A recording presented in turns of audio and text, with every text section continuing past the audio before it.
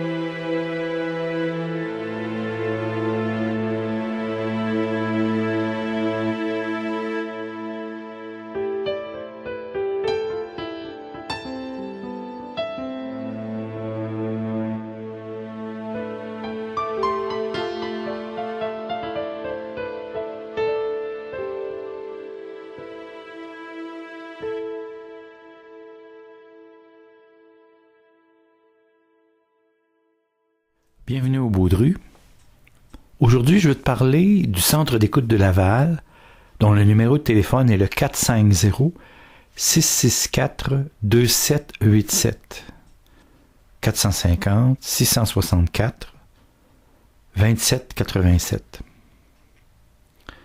La mission du centre d'écoute téléphonique de Laval est d'être un centre d'écoute généraliste, pas se spécialiser dans un domaine des difficultés que les gens rencontrent. Donc, ils sont généralistes. C'est anonyme, c'est-à-dire que les gens qui répondent au téléphone lorsque on les appelle ne peuvent pas voir le numéro de téléphone des gens qui appellent. Donc, ils ne peuvent pas identifier les gens. C'est complètement anonyme. La confidentialité est garantie. En même temps, même si les gens pourraient percevoir le type de personnalité qui leur parle, ils sont formés pour ne jamais répéter les contenus des appels à l'extérieur, dans la vie courante. Donc, grande confidentialité. C'est un service qui est gratuit et ça s'adresse à toutes les personnes qui sont en difficulté ou qui ressentent des besoins de se confier. Et j'ai souvent recommandé ce service-là à des gens qui venaient me voir en matière de défense des droits en santé mentale. Et je leur disais même, et là je te donne le truc que je leur donnais, je leur disais, dans des moments où tu es en état de crise et que tu as besoin de parler plus qu'une fois dans la journée, appelle dans l'avant-midi ou au début de l'après-midi et rappelle sur l'autre quart de travail après ça, rappelle en soirée. Et ça fonctionne. Les gens peuvent appeler de 1 à 2 fois par jour et ce sont des appels d'environ 20 minutes, en tout cas n'excédant pas une demi-heure, mais il y a beaucoup de choses qu'on peut dire dans ce temps-là qui est accordé. Ils sont fondés sur les théories de Carl Ransom Rogers, qui est un psychologue humaniste américain qui est né le 8 janvier 1902 à Oak Park, en Illinois, et est mort le 4 février 1987 à Jolla, en Californie. C'était un bonhomme qui privilégiait l'empathie, la chaleur humaine, l'authenticité, l'absence de jugement par rapport aux gens qui se confiaient à lui. Il a principalement œuvré, lui, Roger, dans les champs de la psychologie clinique, la psychothérapie, la relation d'aide, le counseling, la médiation, et évidemment, c'était un chercheur aussi. Donc, il a œuvré dans le domaine de l'éducation. Je te parle encore de Rogers, mais ensuite, on va revenir au centre d'écoute de Laval. Sa méthode à Rogers mettait l'accent sur la qualité de la relation entre lui, psychologue, entre donc le thérapeute et le patient. Ses outils, c'était vraiment l'empathie, la congruence, la considération positive et inconditionnelle de la personne qui était devant lui. Rogers l'avait dénommé la psychothérapie centrée sur le patient.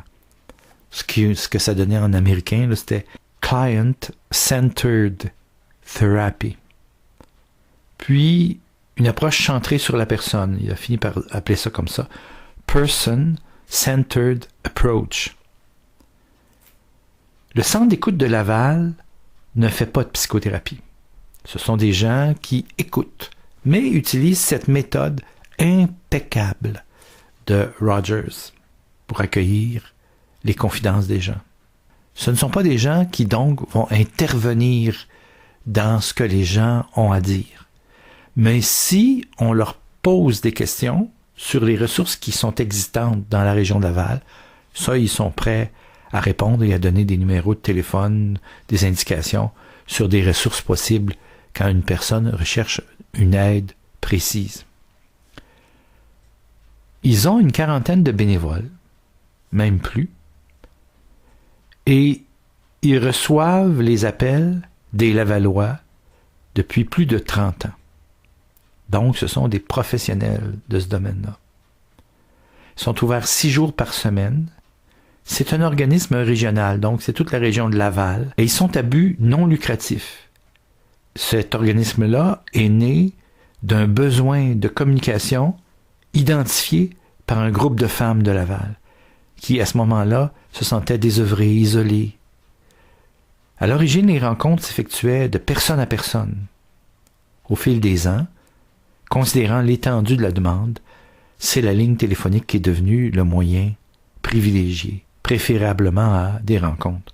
Et j'ai eu la chance de demander de suivre leur formation d'une 30aine d'heures en écoute active.